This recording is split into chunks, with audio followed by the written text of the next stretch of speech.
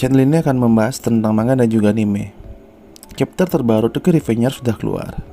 Jadi seperti biasa, saya akan membuat alur cerita atau pembahasan chapter terbaru Tokyo Revengers.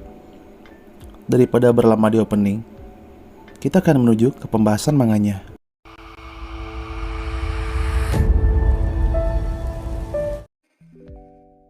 Chapter 227 minggu lalu, kita diperlihatkan masa lalu dari Sword.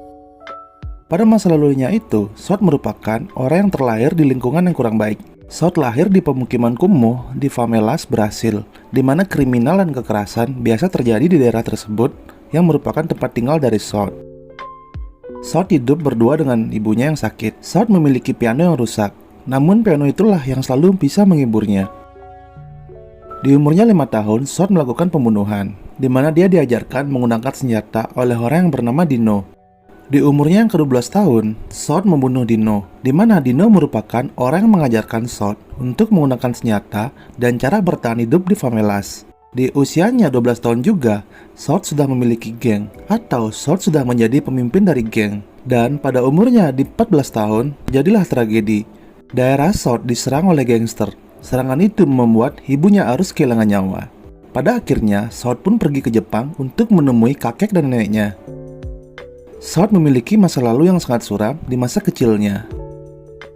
Di chapter 227 minggu lalu, kita juga diperlihatkan Sword yang mengajar semua mantan anggota Tenjiku. Kakucho yang merupakan orang yang terkuat nomor 2 di Tenjiku diajar habis oleh Sword. Dan Sword pun juga mendapatkan julukan yang tak tertandingi, serta membentuk Rokuhara Tendai di tahun 2007, yaitu 1 tahun setelah insiden Kanto terjadi. Pertarungan antara Brahma, Rokuhara Tendai, dan Kanto Manji Gang masih berlanjut. Begitupun pertarungan antara Waka dan Benkai melawan Sword masih memanas. Chapter terbaru Tokyo Revengers, yaitu chapter 228. Panel manga awal memperlihatkan pertarungan antara Waka dan Benkai melawan Sword. Terlihat Benkai dan Waka berlari ke arah Sword. Begitupun juga Sword yang berlari ke arah Benkai dan Waka. Di sisi Sword, Sword pun langsung melakukan pukulan keras ke arah Waka. Namun pukulan dari Sword itu bisa dihindari oleh Waka. Waka tidak cuma menghindar, namun Waka langsung bergerak cepat dan melakukan serangan balik dengan cara melakukan tendangan ke arah kepala Sword.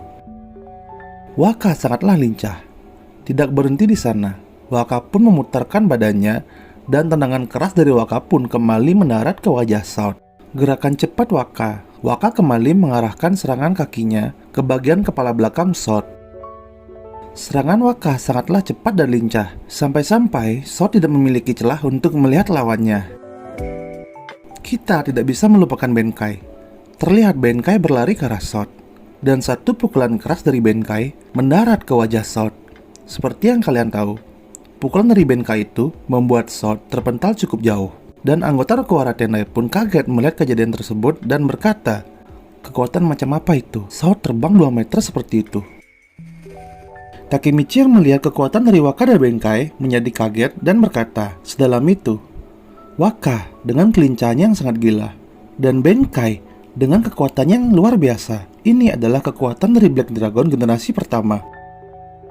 Di sisi Kanto Manji Gang, yaitu Koko, di sana dia berkata kepada Maiki, "Apa kau baik-baik saja, Maiki? Sepertinya pertempuran ini akan berakhir sebagai kemenangan Brahma." Di sisi Maiki, dia hanya terdiam dengan tatapan ke depan dan perlahan berkata, "Apa kau pikir begitu, Koko?" Kita kembali ke pertarungan Waka dan Benkai melawan Sword. Di sisi Sword, setelah menerima pukulan keras dari Benkai, terlihat Sword perlahan bangkit. Waka dan Benkai pun kaget melihat Sword yang perlahan bangkit.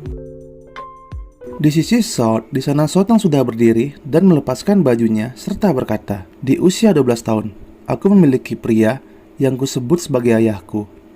Dan dengan semua cinta yang kumiliki, aku memukulnya sampai mati. Di usia 14 tahun, terjadi penyerangan di rumahku dan ibuku terkena tembakan, serta aku berjuang untuk hidup dan mati." Sword pun memperlihatkan bekas luka tembakan di dadanya. Waka pun kaget mendengar yang dikatakan oleh Sword. Di sisi Sword, dia pun melanjutkan perkataannya dengan wajah yang tersenyum jahat. Tapi aku tidak bisa menghentikan dorongan ini.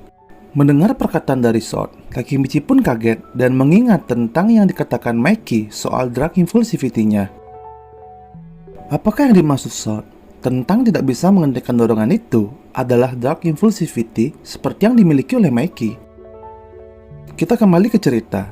Sambil menatap ke arah Waka dan Benkai, Sword berkata, "Untuk berpikir, aku akan dikalahkan orang-orang seperti kalian. Itu membuat dorongan kekerasanku kuat dan kuat." Sword pun memukul Waka dan Benkai membabi buta. Sword menikmati setiap pukulan yang dilancarkan ke lawannya, serta Sword itu adalah seseorang yang sangat kuat. Hujan yang semakin deras. Akhir pertarungan antara Waka dan Benkai pun terlihat. Sword yang berdiri, Benkai yang terkapar, dan Waka yang terduduk di hadapan Sword. Perlahan Sword berkata, "Terima kasih untuk dorongan ini. Aku datang untuk menyukai kekerasan." "Mikey, kau mengerti diriku bukan?" Orang yang melihat pertarungan Waka Benkai melawan Sword pun terdiam. Bahkan Takeyomi pun berkata ke arah Sword, "Kau adalah monster, Sword." Tiba-tiba dari arah belakang Sword ada seseorang yang berdiri, dan orang itu adalah Senju. Kemunculan Senju di sana membuat Takemichi dan Takeyomi kaget. Serta di sisi Waka terlihat Waka yang menahan sakitnya karena kekalahannya dari Sword. Di sisi Senju di sana dia berkata, "Maafkan aku Waka, aku tidak bisa berdiri dan hanya menonton saja." Senju dan Sword pun memandang satu sama lain, dan Senju pun melanjutkan perkataannya, "Aku akan berurusan denganmu." Mendengar yang dikatakan oleh Senju serta kemunculan Senju di sana, Sword pun tersenyum lebar dan berkata, "Vives."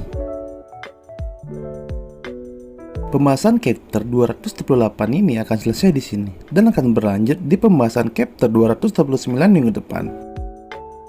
Di chapter 238 ini, kita diperlihatkan duo yang terkuat dari Black Dragon generasi pertama, Waka dan Benkai. Waka memiliki kecepatan yang sangat luar biasa, atau bisa kita sebut dengan kelincahan yang sangat gila. Sedangkan Benkai memiliki kekuatan pukulan yang sangat keras. Bahkan, Sword yang memiliki badan yang sangat besar bisa terpental sejauh 2 meter setelah terkena pukulan keras dari Benkai. Benkai dan Waka ini sangatlah kuat. Namun dari sisi Sword tidaklah lemah. Sword memiliki kekuatan yang sangat luar biasa. Bahkan diakui oleh Kakucho bahwa Sword adalah pria yang tidak tertandingi.